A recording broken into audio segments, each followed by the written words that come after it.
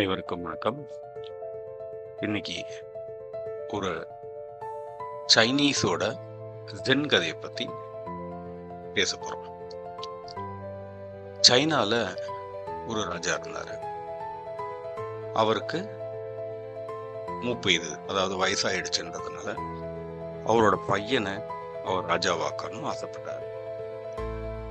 அந்த பையன் எல்லா கலைகளையும் தேர்ச்சி பெற்றவன்.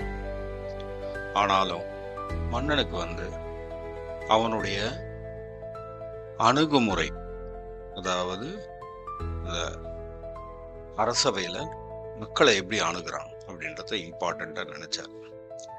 அதுக்காக அவருடைய குரு, சைனால ஜென் சொல்லுவாங்க, அவருடைய குரு கிட்ட எடுத்துட்டு போய் விடுறார்.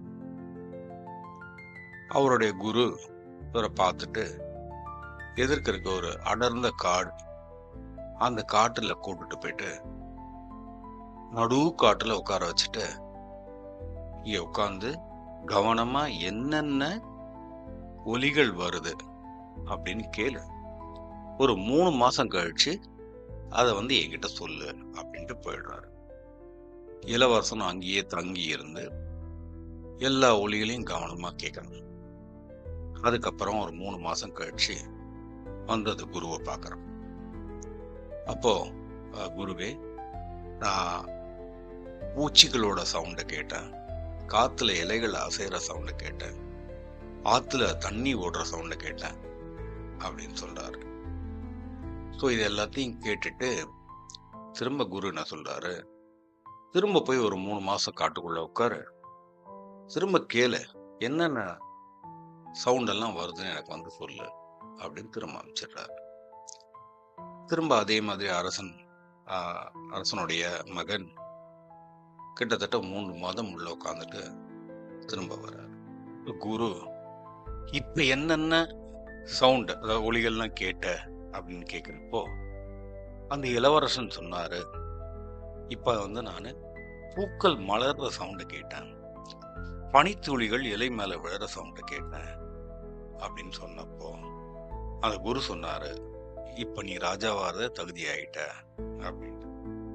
ஸோ இந்த சைனீஸ் கதையில ஒரு ஜாப்பனீஸோட பழமொழியும் இருக்கு. அது என்னன்னா, ஜஸ்ட் டூ இட் அப்படின்னு சொல்லுவாங்க. ஸோ குரு சொன்னதை உடனே பண்ணிட்டாரு. அடுத்தது அவருக்கு சந்தேகம், ஏன் குரு நம்மள ஒரு 6 மாசம் இந்த காட்டுல இந்த வெறும் சவுண்ட் ஒண்ணு கேட்க சொன்னாரு அப்படின்ட்டு. அதுக்காக அடுத்த ஒரு இன்ஸ்ட்ரக்ஷன் இருக்கு. அது என்னன்னா, ஆஸ்க் 5 வை. ஸோ அவர் கேட்கிறாரு, ஏன் குருவே என்ன இந்த மாதிரி அப்சர்வ் பண்ண சொன்னீங்க அப்படின்னு. அப்ப அந்த குரு சொல்றாரு, இந்த அரசாங்கத்துல அவை நடக்கிறப்போ ஸ்ட்ராங்கா இருக்கவங்க, அதாவது அதிகமான குரல் எழுப்புறவங்க, அது மாத்திரம் இல்லாத தான் சொல்ற விஷயங்கள் தான் சரின்னு சொல்றவங்க, இது ஒண்டிதான் எல்லாருக்கும் காதுல விழும். இதெல்லாம் இல்லாம சரியான நடுவுநிலையோட நீ அதை அணுகி சரியான நீதியை வழங்கணும்னா நடக்கிற சின்ன சின்ன விஷயங்களை அப்சர்வ் பண்ணி அதுக்குண்டான தீர்ப்பை சரியான விதத்துல வழங்கணும். அதுக்காக தான் நான் உன்னை இதை கேட்க சொன்னேன் அப்படின்னு சொல்றாரு. ஸோ இந்த கதையில இருந்து நம்ம தெரிஞ்சுக்கிட்டது என்னன்னா, நம்மளை சுத்தி நிறைய விஷயம் நடக்கும். எல்லாத்துலயும் எது சரி, எது கரெக்டான விஷயம்னு சூஸ் பண்ணி அதுக்கு உண்டான விஷயத்த பண்ணினோம்னா நம்மளுடைய லைஃப் நல்லா இருக்கும். நன்றி.